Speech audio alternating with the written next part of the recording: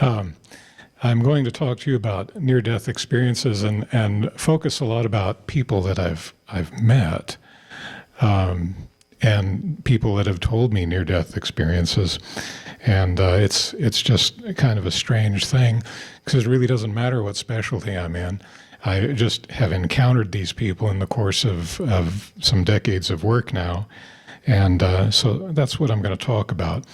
The agenda, we're going to talk about near-death experiences, what they are, out-of-body experiences, near-death experiences in the blind, after effects of near-death experiences. I'm going to talk to you about two people that when I was in my early 20s knew, and it's by some peculiarity that I'm standing here today talking to you about them now.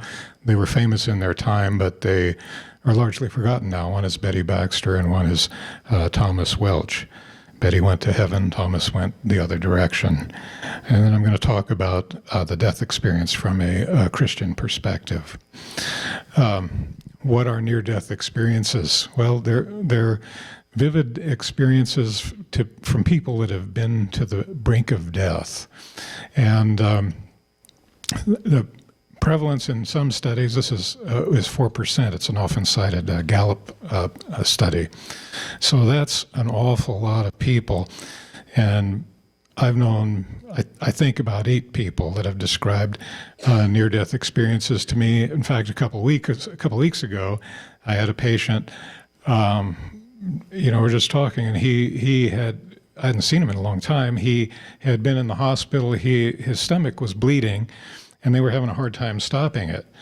And they had to scope him and cauterize his stomach and so forth to get it to stop. But he ended up in the ICU for about 5 days. And he's telling me this story that, like, everything kind of faded away and like a window opened up and he saw Jesus standing next to his mother. And then the window closed up and he lived to come tell me about it.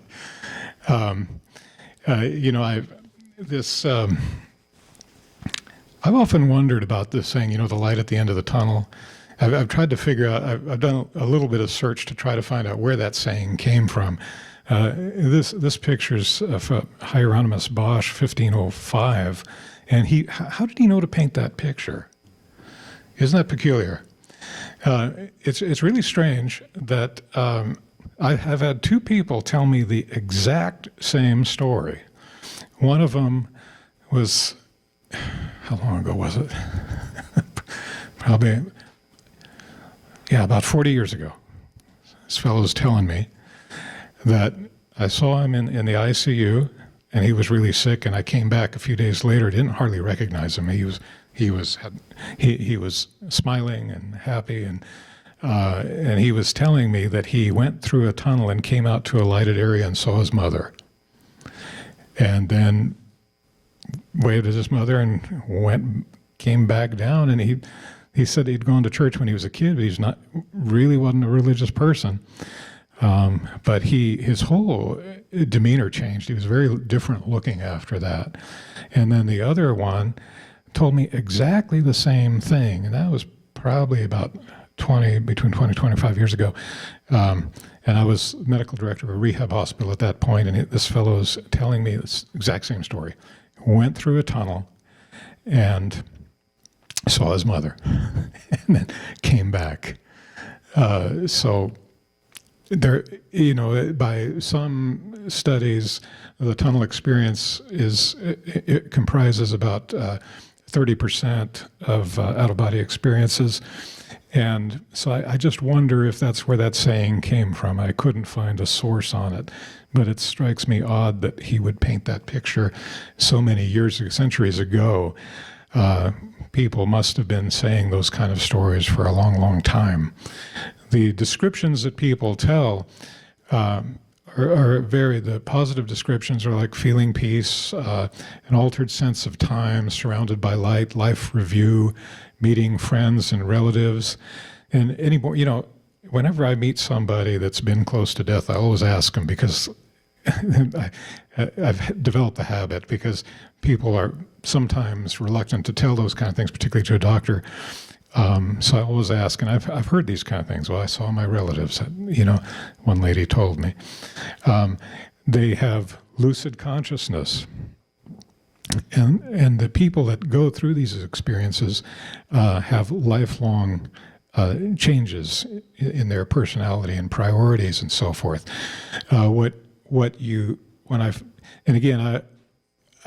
My interest in this is a personal one. It's not really an academic one. It's just because I've encountered these people that I've done reading about it. And the first thing I encountered was, some of you probably read Raymond Moody's book Life After Life and seen the documentary, and you kind of get the idea, well, it's all positive. Everybody sees the light and everything's positive and it's all wonderful and we can look forward to that. But that's not the case at all. Negative experiences are really pretty common. And, they're underreported. The variation that you see in studies is pretty dramatic, but part of that would be research techniques. Part of it would be the reluctance of people to tell those kind of things, but they describe threatening apparitions, hearing screams, threats of violence, torture, feeling cold, sensing hell and danger. And again, the same artist, Hieronymus Bosch, painted that. Out-of-body experiences are part of that, and depending on the study, they vary in terms of how many they occur. Probably, I think the prospective study by Dr. Van Lommel, a Dutch cardiologist, I think he said about 18% of people in cardiac arrest will have a near-death experiences, and I forget the percentage. I want to say 28% have an out-of-body experience. That may not be right. You'll have a link. You can look at the primary source material at the end. What out-of-body experiences tell us? This is Michelangelo, the creation of Adam. The bearded guy is God. I'm godly looking. And if you see the other silhouette that's not pictured here, it's a sagittal view of the brain. It's a really interesting painting. In Genesis, when humans were created, God formed Adam out of the dust of the ground. And I think that's a really profound sort of observation or statement, because nobody in the ancient world would have thought that organic chemistry that comprises the human physiology would be what's taken from the periodic table, So from the earth, a human life was created, but then God breathed into man, and he became a living soul. And what Michelangelo is trying to portray is that God imparted something like himself, that we became in God's image as Homo sapiens that are created in God's image. And I don't know if he knew. Maybe he knew. But Homo sapiens are the only species that point with the index finger. It's a very interesting thing, isn't it? And so what can we take away from out-of-body experiences? I don't think that they provide us a theological compass. But they do, I think, offer us fairly robust evidence that the human being is not just a physical body, and that is primarily a spiritual person that lives beyond the cessation of bodily life. And we see that described in the Bible. I think it's in 2 Thessalonians 5, where it talks about the human being a spirit, soul, and a body. The spirit being the inner person that lives on beyond the bodily life, the soul being the psychological person, and the physical body, and there are corollary words in the Hebrew. Clear sensorium. This is from the Dutch cardiologist Pim van Lommel. He was a cardiologist and NDE researcher. He said, how can extremely lucid consciousness be experienced outside the body at a time when the brain has a transient loss of all function during a period of clinical death? Even with a flat EEG, an electrocephalogram, there is no electrical activity in the brain, yet people will describe very vivid sorts of things. I was standing in the room, I saw them working on me, or I was down the hall hearing them talk about me and who's going to get the money and those kind of conversations, and people will come back and describe those things. And you may know that people that seek to provide a naturalistic explanation for these experiences, they really kind of comprise speculative sorts of descriptions that I don't think you can really study scientifically, but I would call it the sick brain hypothesis, that it's the results of cerebral anoxia, and that people have these things as part of that sick brain transition. But it seems very counterintuitive to me, particularly having been in various aspects of healthcare where you see people that actually do have a sick brain, where they're not conscious or have impaired consciousness in some ways, that they would be able to describe something with clear lucidity, even beyond what would be expected in natural life. So it's kind of counterintuitive, and I don't see any of those arguments really being very compelling. Dr. Van Lommel said, no one physiological or psychological model by itself could explain all the common features of a near-death experience. The paradoxical occurrence of a heightened lucid awareness and logical thought processes during a period of impaired cerebral perfusion raises particular perplexing questions for current understanding of consciousness as it relates to the brain function. A clear sensorium and complex perceptual processes during a period of apparent clinical death change the concept that consciousness is localized exclusively in the brain. And when I read his, I haven't read all of his stuff, I read some of his stuff, he doesn't make a plea for Christianity. It's really more about he's struggling to deal with this kind of information, to my reading. Bruce Grayson's an American psychiatrist and near-death researcher. He said basically the same thing. These features and the occurrences of heightened mental function when the brain is severely impaired, such as under general anesthesia and in cardiac arrest, challenge the common assumption in neuroscience that consciousness is solely the product of brain processes, or that the mind is merely the subjective concomitant of neurological events. We have to introduce some intrigue. The case of the missing dentures. This is Dr. Van Lommel. I think this one really kind of motivated him, his curiosity. 44-year-old man came into the emergency department. He was in a coma. They worked on him for an hour and a half, resuscitating him. Then they transferred him to the cardiac care unit. He was comatose for a week after that. And then when he became conscious and Dr. Van Lommel was rounding in the hospital, this fellow says to him, "Oh, that nurse knows where my dentures are." And the patient, he described having an out-of-body experience, that he was in the room. He saw Dr. Van Lommel take the teeth out. He described the people that were working there, and he said, "Yes, you were there when I was brought into the hospital, and you took my dentures out of my mouth and put them into the cart. It had all these bottles on it, and there was a sliding drawer underneath, and there you put my teeth." And then he said that he was afraid that they would stop doing CPR, and he tried to contact them to tell them, "No, I'm still alive. Don't stop."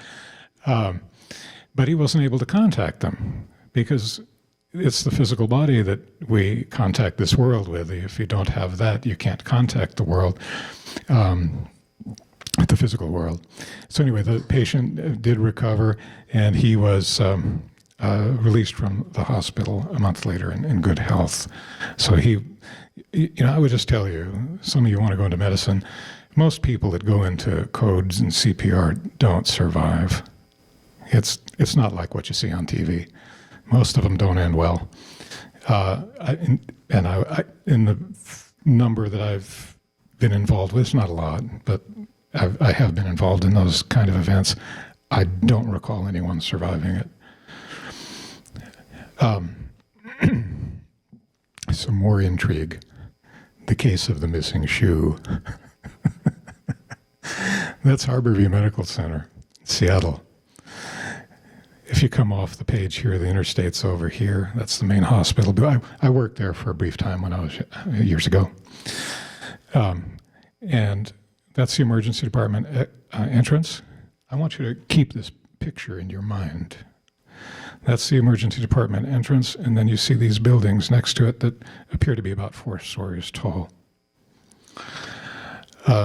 This was in the 1980s. A lady named Maria suffered cardiac arrest and was resuscitated at Harborview Medical Center.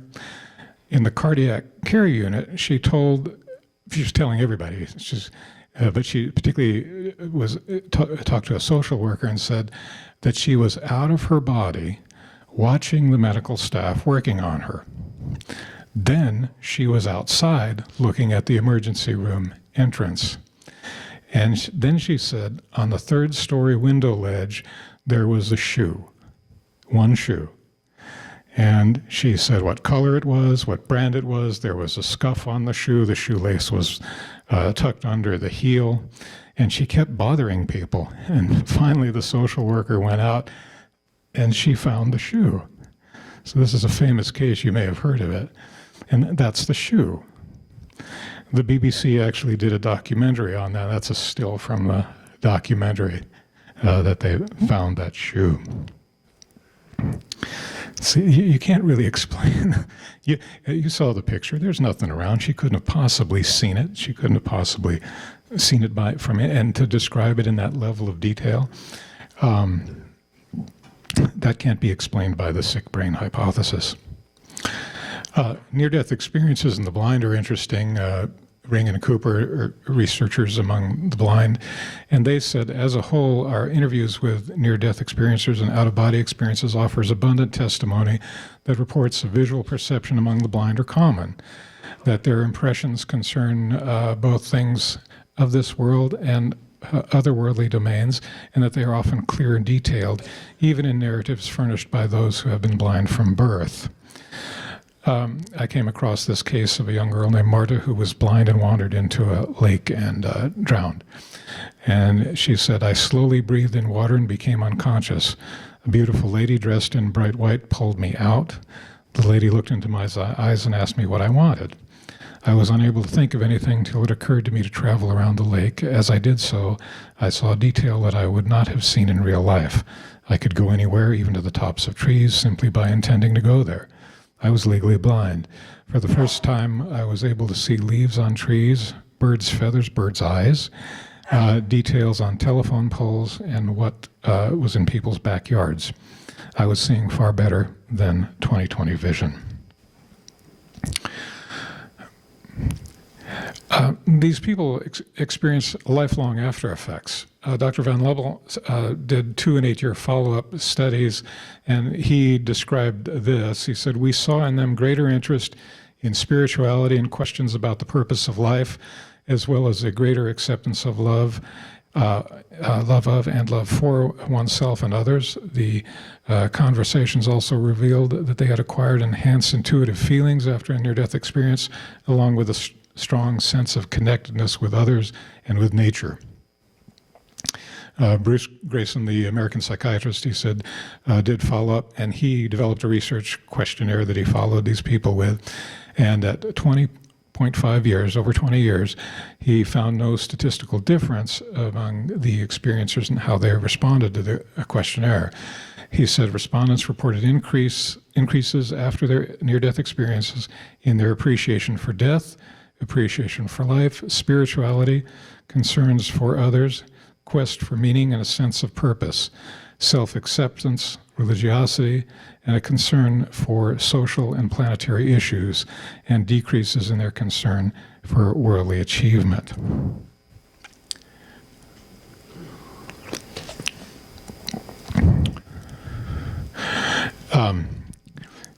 I knew Betty Baxter in my early 20s, and she was, this is a picture of Betty Baxter about 1945. She was, some of you gray-haired people might remember her. I don't know. She was quite famous in her time. She was she had multiple medical conditions. She had congenital scoliosis. When she reached adolescence, if the spine bones, if they don't completely separate. That's called segmentation failure of the spine. And when the adolescent hits the growth spurt, their spine will kind of twist like an accordion. That's what happened to her, and there's spinal cord abnormalities that occur with that. But she had had extensive medical evaluation, as was available in that time, and there was nothing to offer. And for age 11 to 15, she was only in her bedroom. She was so deformed that her spine was so twisted that if she got into a chair, her spine would twist and her head sat on her knees looking to the left. She had many conditions: dilated cardiomyopathy, spinal cord abnormalities, clubfoot, lots of things. And she wasn't expected to live. And Fairmount, Minnesota is where she lived. It's a town of about 7,000 people in that time. Everybody knew. People came to give their respects when she was dying. But she and her mother had a really bulldog kind of faith. They prayed, and you can get the whole story. With the help of her daughter, I republished her story. You can get it on Amazon. Kindle's 99 cents. I don't make any money on these things. Jesus came to her house on August 24th, 1941, and in an instant her body snapped out and straightened out, and she became completely healed. She, that week, started speaking, telling people what had happened, and spoke to large crowds from an early age, spoke to over 1 million people in person, some estimate, and was on all media. So there'll be a link to her website. At the end, I've posted some videos. You can go see her tell her story. She had 2 near-death experiences. That's what I want to tell you about. And here I'm going to read her words to you because I can't tell it the way she could tell it. One morning I was lying in bed and I was bent over. A great tugging feeling started in my chest, and something tore from my chest and went through the side of the bedroom on up, higher, way up in the clouds above the house. I looked back. I saw lying on the bed in the room my crippled, ugly, deformed body. As I went up higher in the clouds, Jesus met me in the clouds, took me by the hand, and we went up. I felt as light as air. Then I came to the most beautiful city I've ever seen.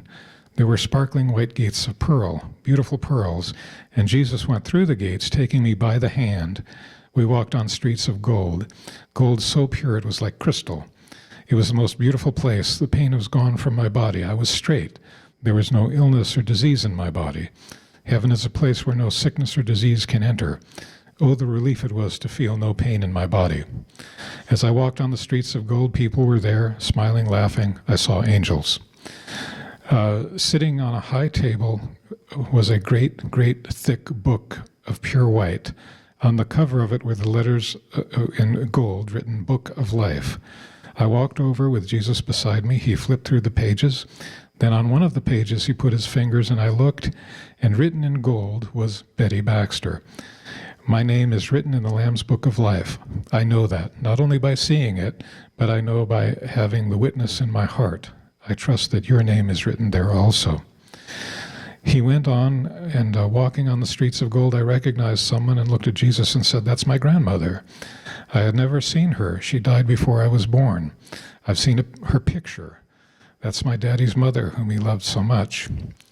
I stopped and spoke to her, and she knew me, and she said, "Tell my son I'm waiting for him in this beautiful place. I plan to meet him here." I said, "But I'm not going back to earth." Because I was so sure that I had last reached heaven and I was going to stay there forever, because I was well and strong and felt good and there was no pain. And I realized that what Jesus said was true. This was heaven. Even though I saw only a small part of heaven, I would not be able to describe or paint what heaven was really like.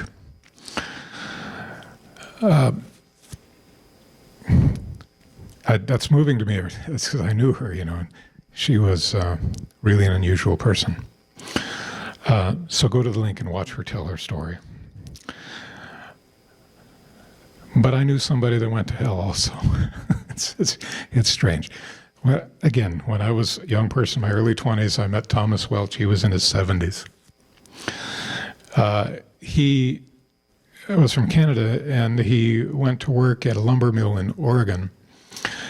His first day on the job, he was working on a scaffolding and fell 55 feet, hit his head at 30 feet, and he fell into an adjacent pond. 70 co-workers were eyewitnesses and participated in the rescue efforts. Tom's body was retrieved from the bottom of the pond after 45 minutes. There is no near-death experience in literature like this. There was no water in his lungs, indicating he was dead before falling into the water. Tom came back to life in answer to prayer at the scene. He was taken to the Good Samaritan Hospital in Portland. He was not expected to live. That's the lumber mill. They had what he called flume. A flume, it looks like an aqueduct type of system where they would transport the logs. And so he climbed up there, and the lumber mill was run by steam engines, and then the lake on the other side of the scaffolding had the water that fed the steam engine. So that's where he fell, off onto the other side. That's Bridalveil, Oregon. It's kind of a ghost town now. It's abandoned, but 100 years ago they had a big lumber industry there. I want to talk briefly about the death experience from a Christian perspective. In the Bible, it says it's appointed to man, to a person, to die, and then after that, the judgment. And that seems to indicate that when death occurs, the door closes. You can't really change things. And like Thomas Welch said, you don't even think you can. That passes through your thinking. And I don't want to leave anyone with the impression that the Christian message is about hell, because Jesus said hell was created for the devil and his angels, not for any human being, not for any Homo sapien. And the sad reality is that while we've been here talking, people have died and have gone into eternity without God. It's a sad thing to contemplate. But the default human position is estranged from God, because we're fallen creatures. And I want to read to you a verse from the Bible. You may know it. It's the most famous verse in the Bible, where Jesus spoke in John chapter 3. He said, "For God so loved the world, he gave his only begotten Son," that's Jesus speaking about himself, "that whoever believes in him should not perish, but have everlasting life. For God did not send his Son to the world to condemn the world, but that the world through him might be saved. And he who believes in him is not condemned, but he who does not believe is condemned already, because he's not believed in the name of the only begotten Son of God. And this is the condemnation, that light came to the world, and men loved darkness rather than light." And so really the Christian message is not come to Jesus or you're going to go to hell. Even though I believe that's a true statement, I think Thomas Welch would tell you that's a true statement. Something that he thought about vividly every day. He said to him it was more real than any life experience he had. But the Christian message is God's not mad at you. God was in Christ, the Christian message is this: God was in Christ reconciling the world to himself, not counting their trespasses against them, and he's given us the message of reconciliation. Therefore, we are ambassadors. If you're a Christian, you're an ambassador for Christ. And as though God were making his plea through us, we plead with you on Christ's behalf, be reconciled to God. God made the one who did not know sin, that's Jesus, to be sin for us, so that in him we would become the righteousness of God. And that's a transaction that I think we can say, well, okay, Jesus was punished for us, and we can maybe kind of understand that. I don't think, we can talk about it, I don't think we can understand what it meant for the righteous God to become sin incarnate so that we could become righteousness on his behalf. That's beyond our understanding, at least to me it is. But that's the Christian. The Christian message is God is not mad at you.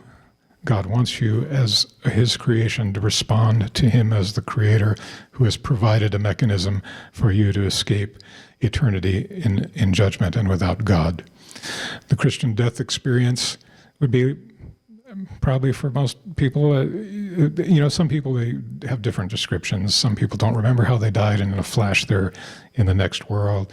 Betty Baxter described descending, but it's going to be like that, not something painful, but something that's wonderful in that way. And to be absent from the body is to be present from the Lord. And Jesus told his disciples in John chapter 14, he said, in my Father's house, there are many rooms. Some translations say mansions, and I'm preparing a place for you. And if you get Betty's story, she went and saw that.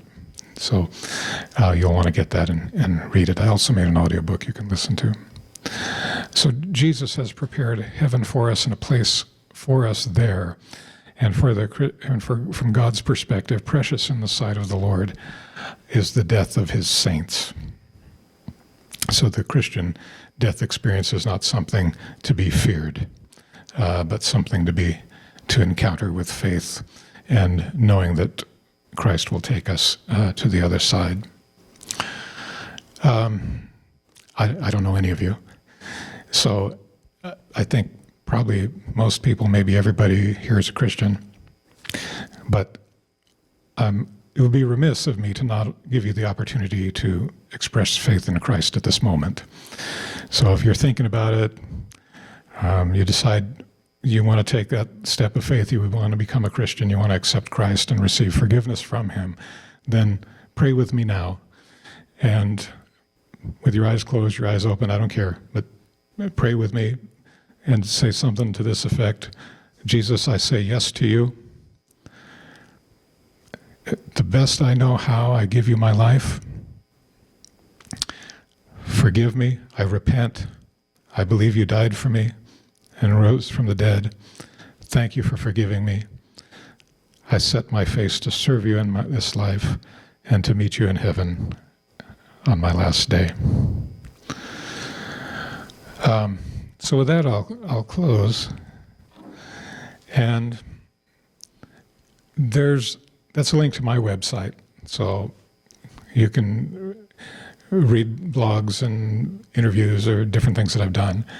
I've made a website for Betty, and so there's links there's only 3, I think, video recordings of her telling her story. You can go there and listen to it. There's no recordings of Thomas Welch, but I put his story back, and his story had been out of print for decades, and I got permission to reprint it, so it's now available on Amazon. The Kindle's 99 cents. I made an audiobook version. You can listen to it, and then I put an article there about near-death experiences. So if you want to look at some of the primary source material that I was referring to or used as the basis of this talk, you can look there. And but with that, I'm going to stop, and I'm going to let Steve manage the questions. I would just mention that nobody